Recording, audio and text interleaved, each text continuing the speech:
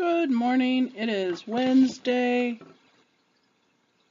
August, August 10th. You lose track of time when you're having fun, huh?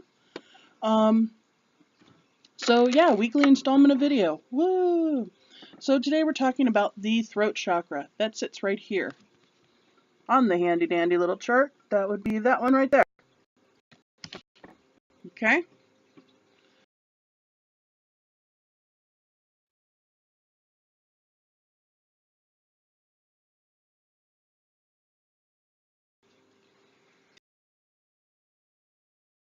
Difficulties. Don't really care for technology. Alright, looks like the thing is moving again. Hopefully that held together. If not, you didn't miss much. Okay, so throat chakra, right there. Again, this chart is from the cgreen.us website. You can also find it on the Google. So the throat chakra. Throat chakra deals with communication, as you can imagine. It's tied to creativity and communication.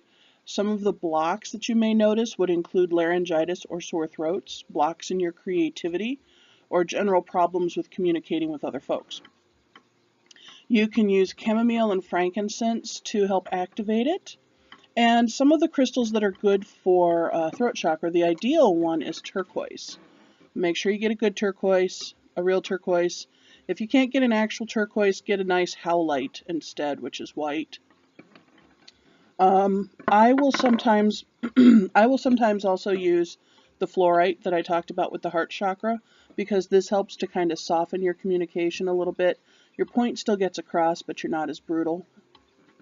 Along those same veins would be the blue lace agate. You can kind of see it in there. And blue lace agate is a good one for peacekeeping and just for general communication between parties. The other stone that's recommended is sodalite for communication. And sodalite is a darker blue stone, usually with like some white veins in it. They're usually not quite as pronounced as that. Like, that's a pretty pronounced white vein. This is probably a little more typical of what your normal sodalites would look like. Okay. So throat chakra. There's your throat chakra for you. This week, I am up to 136 hours of my original 100 goal, my new 250 goal of community service hours.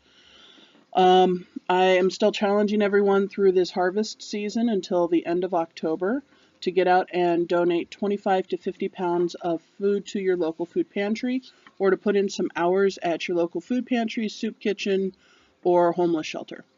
And so then this week's charity, I'm going to keep in the idea of the Olympics, because we're now fully into the Olympics, whether we care or not. I don't care.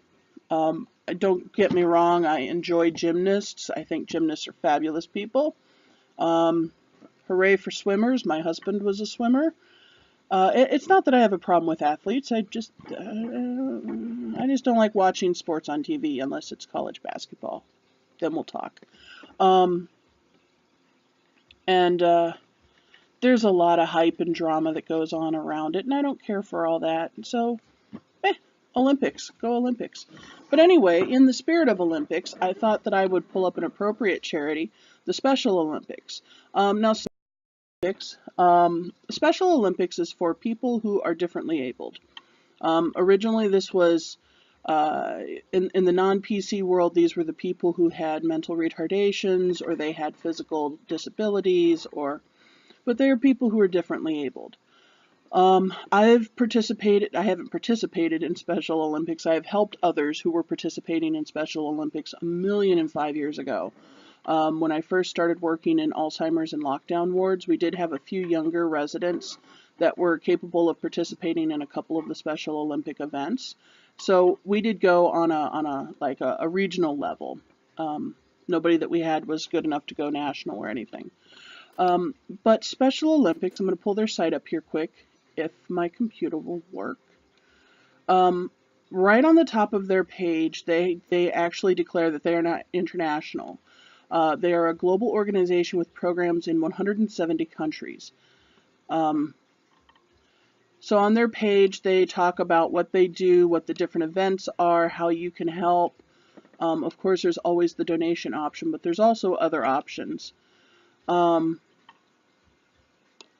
go ahead and check their page out. I think the Special Olympics is really a pretty great organization myself.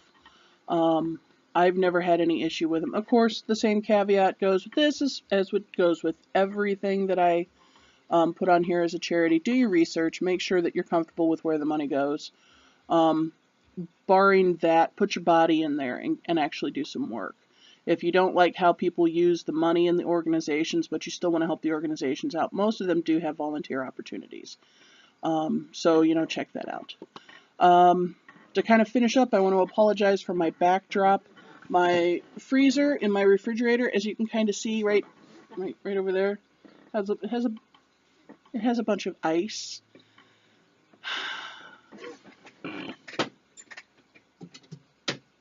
I cannot put the stuff in the fridge. There is so much ice.